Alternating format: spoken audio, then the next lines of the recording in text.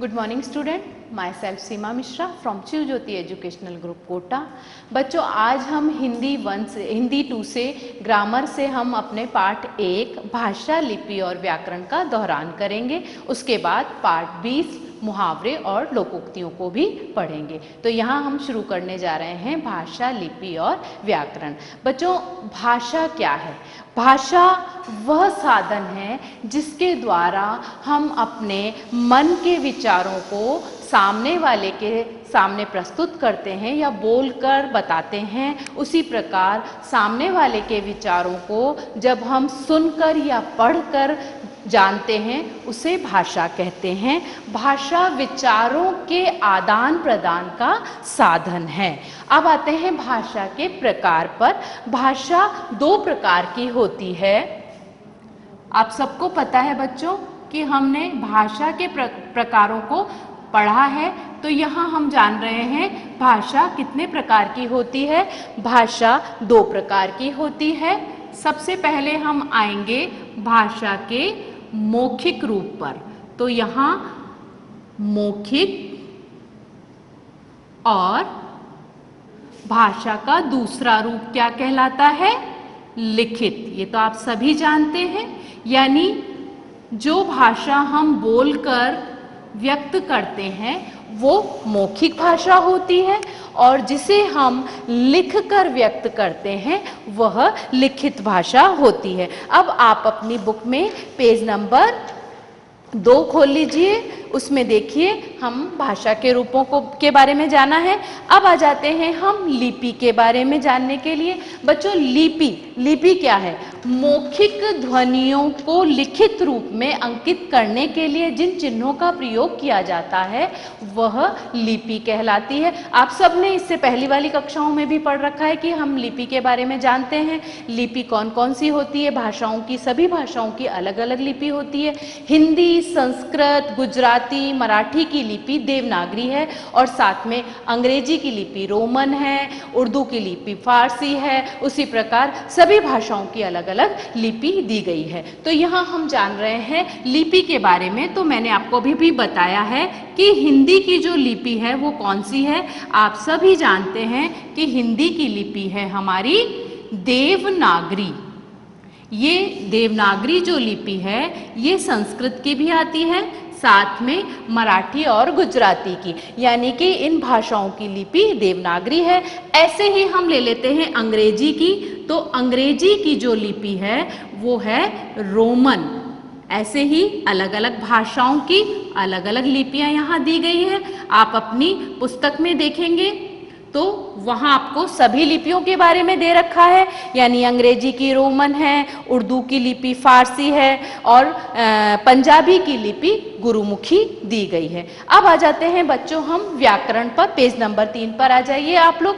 व्याकरण क्या है? व्याकरण भाषा को शुद्ध करने का ज्ञान कराता है। यानी व्याकरण के द्वारा ही हम भाषा को शुद्ध करते हैं। अगर हमें व्याकरण का ज्ञान ना हो तो हम भाषा को अशुद्ध बोलेंगे। इसलिए व्याकरण वह शास्त्र है जिसके द्वारा हम भाषा को शुद्ध रूप से जानते हैं। व्याकरण के भी 3 स्तर बताए गए हैं, जिसमें है नंबर 1 पे है वर्ण विचार, नंबर 2 पे है पद विचार, और नंबर 3 पर है आपका वाक्य विचार। तो इस तरीके से पाठ 1 में हमने मुख्य बिंदुओं को जाना, भाषा के बारे में जाना। भाषा के 2 रूप होते हैं, मौखिक और लिखित। उसी प्रकार लिपि के बारे में हमने जाना। लिपि में हिंदी की लिपि कौन सी है? देवनागरी, और अंग्रेजी की रोमन। ऐसे ही उर्दू की फारसी है, और पंजाबी की गुरुमुखी है। ये आप अपनी बुक में देखेंगे, पढ़ेंगे, ताकि आपको इन लिपियों के बारे में विस्तार से जानकारी भी हो जाए। और अब हम पढ़ने जा रहे हैं अपना पाठ 20 लोकोक्तियां और मुहावरे। पेज नंबर आप अपना बुक में ओपन कर लीजिए। पेज नंबर 1 to 6 मुहावरे और लोकोक्तियां। यहाँ आपको मुहावरे टिक करने हैं 1 से 10 तक। यहाँ आपको 1 से 10 तक मुहावरे दिए गए हैं। मैं आपको बता रही हूँ मुहावरों के बारे में। हम सभी ने मुहावरों के बारे में पहले भी पढ़ा है। हम मुहावरों के द्वारा वाक्य प्रयोग करते हैं, उनके अर्थों को लिखते हैं। तो यहाँ आपको मुहावरे जो हैं वो दिए हैं और उन मुहावरों के बारे में हम यहाँ पढ़ने जा रहे हैं। तो हमने सबसे पहले, हमें यहाँ पाठ का नाम तो मुहावरे और लोकोक्तियां हैं, लेकिन हम सिर्फ यहाँ मुहावरों के बारे में जान रहे हैं। तो यहाँ 1 से 10 तक आपके मुहावरे दिए हुए हैं, जिसमें से सबसे नंबर 1 पर देखिए, अंग अंग ढीला होना। नंबर 1 पर कौन सा दिया हुआ है आपका? अंग अंग ढीला होना। ये मुहावरा है, इसके द्वारा आपको बताना है कि इसका अर्थ क्या है। तो हम यहाँ अर्थ को भी जानेंगे, यानी कि इसका अर्थ हो गया आपका बहुत थक जाना। जब कोई व्यक्ति बहुत काम करता है तो उसे थकान महसूस होती है, तो वहाँ हम ये मुहावरा प्रयोग में ले सकते हैं, अंग अंग ढीला होना, बहुत थकान होना। तो यहाँ आपका आ गया बहुत थक जाना या थक जाना या थकान होना, दोनों ही एक ही बात है।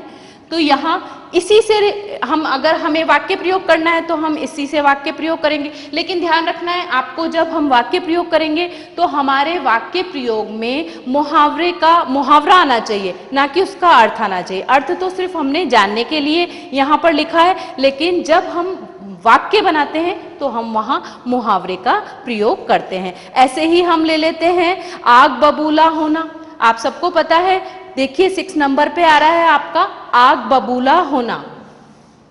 6 नंबर पे आप देखेंगे आग बबूला होना, और इसका अर्थ भी समझ में ही आ रहा है हमें कि किसी काम को जब करते हैं या किसी काम को करने में हमें बहुत गुस्सा आता है, हम गुस्सा करते हैं, यानी कि क्रोध करना। तो यहाँ हो जाएगा क्रोध करना या क्रोधित होना। ठीक है, इसका अर्थ हो गया क्रोधित होना। यहाँ आपको क्या करना है, आपको जब भी वाक्य प्रयोग करना है तब आपको यहाँ अर्थ नहीं, यहाँ मुहावरे का प्रयोग करना है। तो इस तरीके से हमारे क्या दिए हुए हैं, 1 से 10 तक। आप सबको एक बार इसको दोहराना है, याद करना है। हमारा यहाँ 1 से 10 तक मुहावरे आपको इस पाठ में दिए हुए हैं, जिसे आपको पढ़ना है। बच्चों, अब हम पढ़ेंगे पाठ 8 हिंदी 1 से ऐसे ऐसे, जिसका दोहरान करने जा रहे हैं हम। सबसे पहले स्मरणीय बिंदु नंबर 1 पे देखिए, पात्र परिचय। यहाँ आपको पात्र का परिचय दिया गया है, पूरे पात्र यानी कितने कैरेक्टर्स हैं उसके बारे में बताया गया है। मोहन एक विद्यार्थी है, मोहन के माता पिता हैं, मोहन के मास्टर जी हैं, मोहन के ही पड़ोस में रहने वाली एक पड़ोसिन है, और साथ में डॉक्टर साहब हैं, वैद्य जी हैं, और एक दीनानाथ जी हैं। ये सभी पात्र हैं जो इस नाटक में आ रहे हैं, और ये एकांकी है, यानी ये नाटक ऐसा है जिसे मंच पर प्रस्तुत किया जाता है। अब आते हैं हम मोहन के पेट में ऐसे ऐसे होना। ये कहानी मोहन से जुड़ी हुई है। इसमें मोहन जो है वो एक विद्यार्थी है और अपने पेट में ऐसे ऐसे होने के बारे में बोल रहा है। वो कह रहा है कि मेरे पेट में कुछ ऐसे ऐसे हो रहा है, लेकिन क्या हो रहा है वो नहीं बता पा रहा है। माँ और पिताजी दोनों ही बहुत परेशान हैं कि क्या हो रहा है, पेट में ऐसे ऐसे क्या होता है वो भी नहीं समझ पा रहे हैं। लेकिन जब भी उससे पूछा जा रहा है कि आपको क्या हो रहा है, तो वो बार बार यही बोल रहा है कि मेरे पेट में कुछ ऐसे ऐसे हो रहा है। इसलिए माँ जो होती है वो मोहन को अपने साथ पलंग पर लेटाकर उसकी गर्म पानी की बोतल से सिकाई कर रही है, और पिताजी से पूछ रही है कि, क्योंकि वो पिताजी के साथ उनके ऑफिस में गया था, तो पूछ रही है कि क्या इसने वहाँ ऑफिस में ऐसा कुछ खा लिया जिसकी वजह से इसके पेट में दर्द हो रहा है या कुछ ऐसा हो रहा है।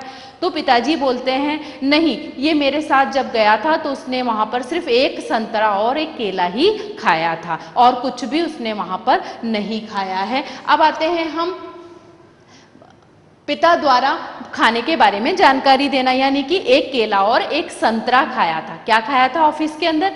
सिर्फ एक केला और एक संतरा खाया था। अब है 4th पॉइंट पे आते हैं हम, घरेलू उपचार। माँ यहाँ बोल रही है कि मैंने इसके पेट दर्द को देखकर या इसके पेट में कुछ ऐसे ऐसे होने को देखते हुए कुछ घरेलू उपचार किए, हींग, चूर्ण, पिपरमेंट जो है वो दे चुकी हूँ, लेकिन कहीं भी इसको कुछ असर नहीं हो रहा है। बार बार ये बोल रहा है, बहुत तड़प रहा है, इसका चेहरा पीला पड़ गया है, उदास है, बहुत ज़्यादा इसको तकलीफ हो रही है, इसलिए इस डॉक्टर या वैद्य जी को किसी को भी बुलाया जाए। दीनानाथ जी आते हैं। दीनानाथ जी कहते हैं कि मैं वैद्य जी को बोलता हूँ, वो आएंगे और इसे देखकर जाएंगे, और साथ में दीनानाथ जी चले जाते हैं और पड़ोसिन भी आती हैं। यहाँ पहले डॉक्टर और वैद्य जी का आना होता है, जिसमें वैद्य जी आते हैं और देखते हैं, कहते हैं क्या हो गया मोहन को, और देखने के बाद उसकी नब्ज पकड़ते हैं। नब्ज मतलब जो हमारी नाड़ी होती है उसे नब्ज कहा जाता है, यानी नाड़ी पकड़कर बताते हैं कि वैद्य जो होते हैं वो इलाज जो करते हैं हमारा, वो नब्ज यानी कि नाड़ी पकड़कर करते हैं, और बोलते हैं कि भाई इसके पेट में तो वात यानी कि गैस प्रॉब्लम हो गई है, और मैं कुछ दवाइयाँ पुड़िया बनाकर भेज रहा हूँ, पुड़ियों में आती है वो दवाइयाँ, और आप उसे वो दे दीजिए। जब वो निकलते रहते हैं तो पिताजी उन्हें उनके फीस के रूप में उन्हें 5 रुपये देते हैं, और इस तरीके से वैद्य जी अपनी दवाई का बोलकर कहते हैं कि मैं भिजवा रहा हूँ, चले जाते हैं। और उसके तुरंत बाद डॉक्टर साहब आते हैं, और डॉक्टर साहब भी जब मोहन को देखते हैं तो वो बोलते हैं कि मोहन के पेट में कुछ इसी तरीके से डाइजेशन प्रॉब्लम हो गई है, खाना डाइजेस्ट नहीं हुआ है, इसलिए अपच हो गई है, अपच और कब्ज हो गई है, इसलिए मैं भी कुछ दवाइयाँ दे रहा हूँ, आप उसे दे दीजिए। इसके बाद होता है पड़ोसिन का आना।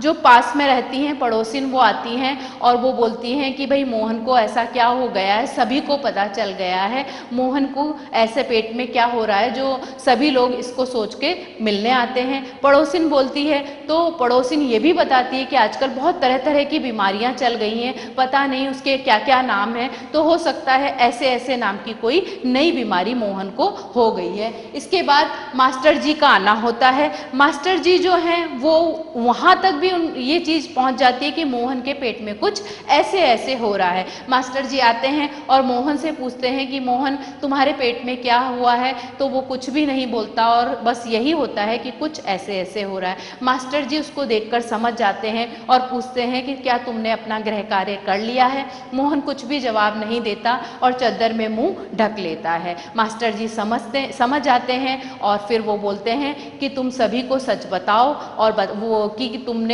क्या किया है, तुमने अपना गृह कार्य नहीं किया, क्योंकि कल से स्कूल खुलने वाले हैं तो कोई बात नहीं, लेकिन तुम्हें 2 दिन का अवकाश दिया जाएगा, तुम अपना समस्त गृह कार्य पूरा करना, लेकिन ये चीज़ सही सबको बता दो कि तुम्हारे पेट में कोई दर्द नहीं हो रहा है, तुम किस तरीके से अपना गृह कार्य करने से बचने के लिए ये बहाने बना रहे हो। इस तरीके से वो अपना मोहन जो होता है वो शर्मा जाता है और अपना चेहरा चद्दर में छिपाए लेटा रहता है। जब माँ इस बात को सुनती है तो वो ठगी सी रह जाती हैं और वो कहती हैं कि मोहन तुम्हारे पेट में तो बहुत बड़ी दाढ़ी है, यानी कि तुमने तो इतना बड़ा राज अपने पेट में छिपा के रखा है। यहाँ एक मुहावरा का प्रयोग किया गया है तो कि तुमने इतना बड़ा राज छुपाया, पूरे घर को परेशान कर दिया, हम सुबह से तुम्हारे साथ लगे हुए हैं और तुम सिर्फ इसलिए बहाना बना रहे हो कि तुमने अपना गृह कार्य समय पर नहीं किया है। इसके बाद इस सच का पता सभी को चल जाता है। अब माता पिता का ठगे से रह जाना। उसी समय पिताजी का दवाई की शीशी लेकर अंदर प्रवेश होता है और जब वे सुनते हैं कि मोहन ने सिर्फ अपना गृह कार्य पूरा समय पर नहीं किया, उसकी वजह से स्कूल ना जाने के लिए वह बहाने बना रहा था, तो दोनों ही ठगे से यानी बिल्कुल आश्चर्यचकित रह जाते हैं। साथ में ये सुनकर सबका हंसना होता है। पिता के हाथ से वो दवाई की जो शीशी होती है वो गिर जाती है और टूट जाती है। सभी मोहन के इस बात को सुनकर जोर से हंस पड़ते हैं। इस तरीके से हमने इस पाठ को जाना। अब आ जाते हैं बच्चों, आप सभी अपनी बुक में ओपन करिए पेज नंबर 52। हम इंटरनल क्वेश्चन मार्क करेंगे। प्रश्न नंबर 1, कहाँ है मोहन, किसने कहा था। आप सभी अपनी बुक में 52 यानी कि 52 पेज नंबर ओपन करेंगे। नीचे नीचे लास्ट पे आ जाइए। यहाँ देखिए आपको रेखांकित करना है। ये प्रश्न किसने किया था, कहाँ है मोहन, किसने कहा था, आप यहाँ पर रेखांकित कर लीजिए। उत्तर है वैद्य जी।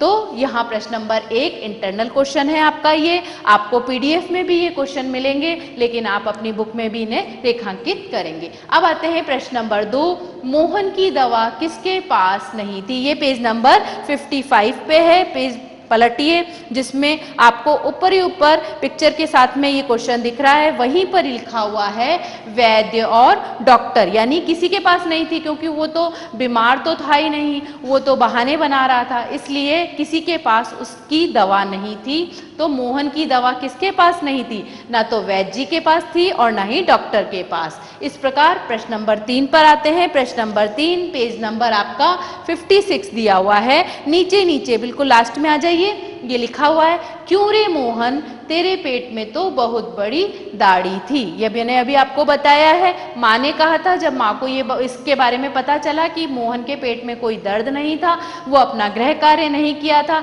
इसलिए उससे स्कूल जाने से बचने के लिए उसने ये बहाना किया था। तब माँ ने इस मुहावरे का प्रयोग करते हुए कहा था, और माँ यहाँ उत्तर आ गया, माँ ने क्यों रे मोहन तेरे पेट में तो बहुत बड़ी दाढ़ी है। तो ये किसने कहा, ये माँ ने कहा था। अब आ जाते हैं बच्चों हम प्रश्नोत्तर पर।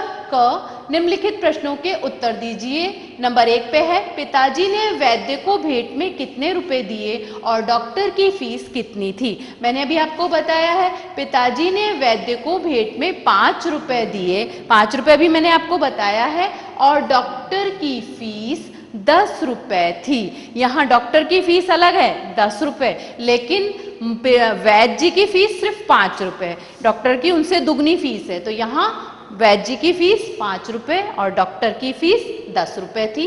प्रश्न नंबर 2, मोहन ने अपने पिताजी के दफ्तर में क्या खाया था। शुरू में ही हमने पढ़ा है, मोहन ने अपने पिताजी के दफ्तर में एक संतरा व एक केला खाया था। तो यहाँ एक केला और एक संतरा, सिर्फ क्या खाया, एक केला और एक संतरा, बाकी कुछ भी नहीं खाया था, सिर्फ एक केला और एक संतरा खाया था।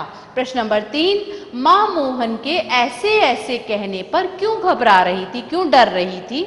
उत्तर, माँ मोहन के ऐसे ऐसे कहने पर इसलिए घबरा रही थी क्योंकि कई घरेलू उपचार जैसे हींग, चूरन, पिपरमेंट आदि सब देने के बाद भी उसकी तकलीफ कम होने की जगह बढ़ती ही जा रही थी। कई बार ऐसा होता है कि हमारे पेट में अगर दर्द होता है तो हम इन घरेलू उपचारों के द्वारा भी अपना स्वास्थ्य ठीक कर सकते हैं, पेट दर्द ठीक हो जाता है, लेकिन ये सब देने के बाद भी मोहन को कुछ भी असर नहीं हो रहा था और वो जोर जोर से चिल्लाकर यही बोल रहा था कि मुझे कुछ ऐसे ऐसे हो रहा है। ये सुनकर मोहन की माँ घबरा रही थी।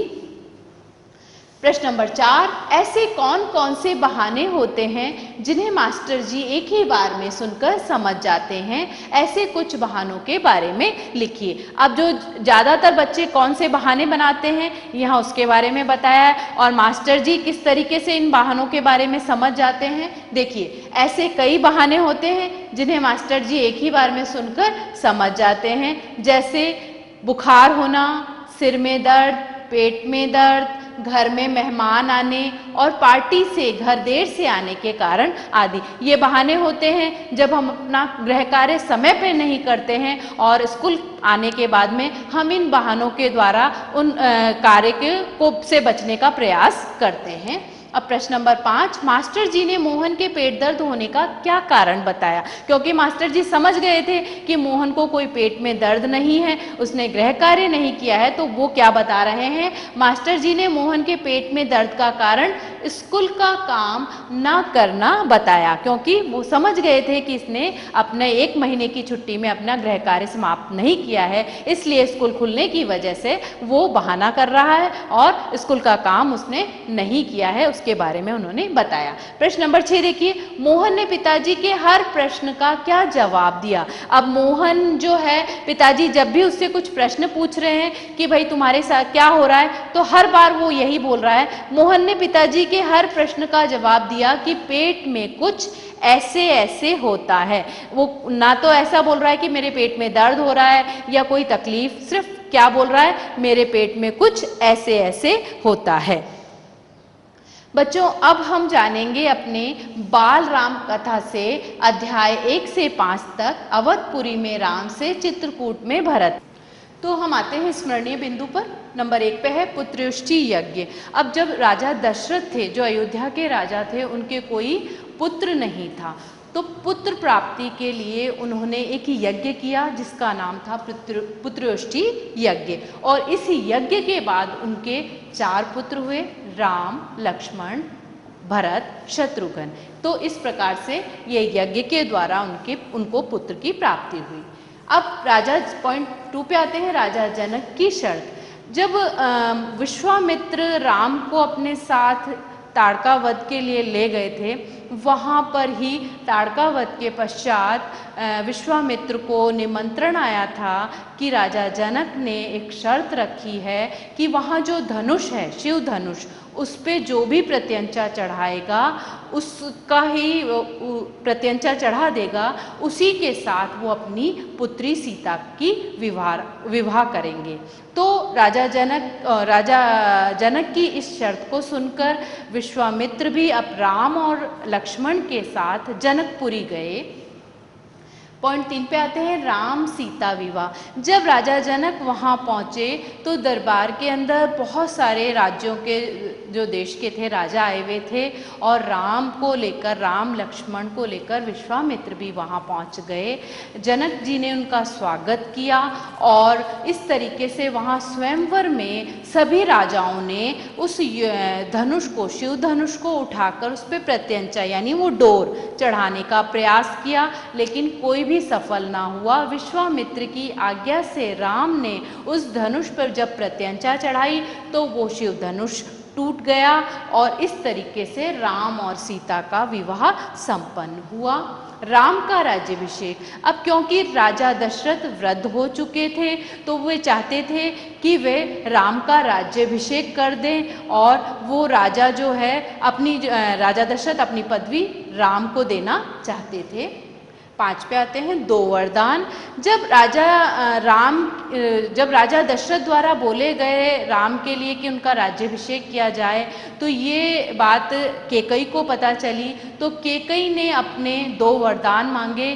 पहले वरदान में भरत को राजा बनाया जाए और दूसरे वरदान में राम को 14 वर्ष का वनवास दिया जाए। पॉइंट 6 पे आते हैं, भरत का राजा बनने से अस्वीकार।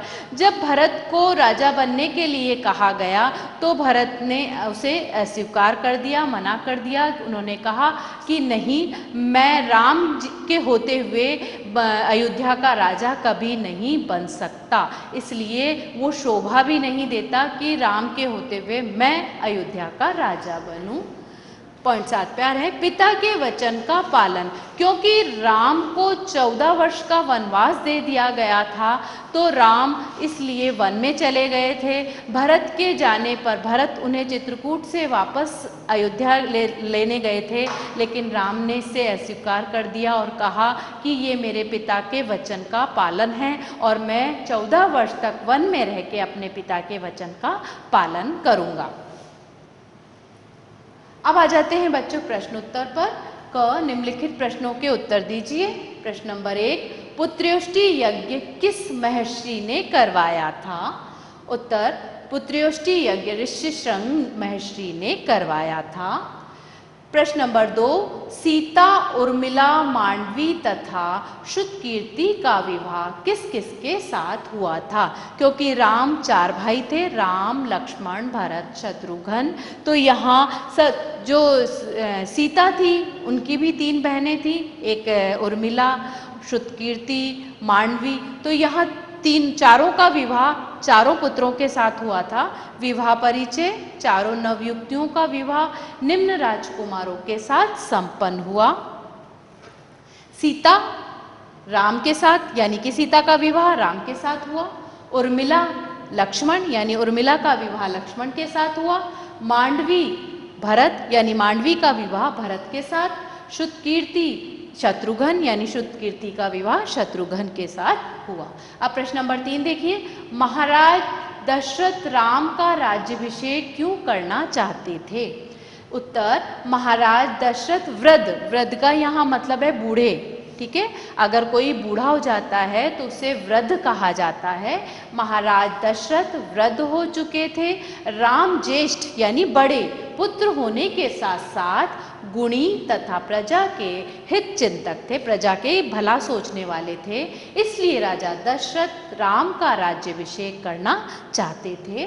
प्रश्न नंबर 4, भरत ने राजा होना क्यों स्वीकार नहीं किया? कि भरत क्यों नहीं राजा बनना चाहते थे?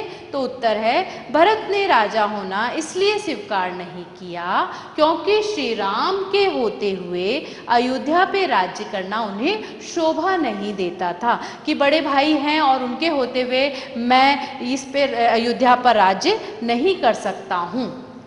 प्रश्न नंबर 5, केकई ने राजा दशरथ से कौन से 2 वरदान मांगे? उत्तर, केकई ने राजा दशरथ से अपने 2 वरदान मांगते हुए कहा कि पहले वरदान में पुत्र भरत को राजगद्दी तथा दूसरे वरदान में राम को 14 वर्ष का वनवास मिले। अब आते हैं प्रश्न नंबर 6 पर। राजा जनक ने पुत्री सीता के विवाह की क्या शर्त रखी थी? तो उत्तर, राजा जनक ने पुत्री सीता के विवाह की ये शर्त रखी थी कि जो शिव धनुष पर प्रत्यंचा यानी डोर चढ़ाएगा वही सीता के साथ विवाह का अधिकारी होगा, यानी उसी के साथ मैं सीता का विवाह करूंगा। इस तरीके से बच्चों हमने हिंदी 1 के अंदर पाठ 8 और बालराम कथा से हमने अध्याय 1 से लेकर 5 तक, हिंदी व्याकरण के अंदर हमने पाठ 1 और साथ में मुहावरे और लोकोक्तियाँ पाठ 20 पढ़ा। मैंने आपको ये पाठ दोहरान में कराया है। मुझे आशा है कि आप ये सभी पाठ ध्यान से सुने होंगे और समझे होंगे, और इसका विस्तार से जो वीडियो है आप प्रीवियस वीडियो को देख सकते हैं और इसके बारे में पढ़ सकते हैं और बहुत अच्छे से याद कर सकते हैं। धन्यवाद स्टूडेंट।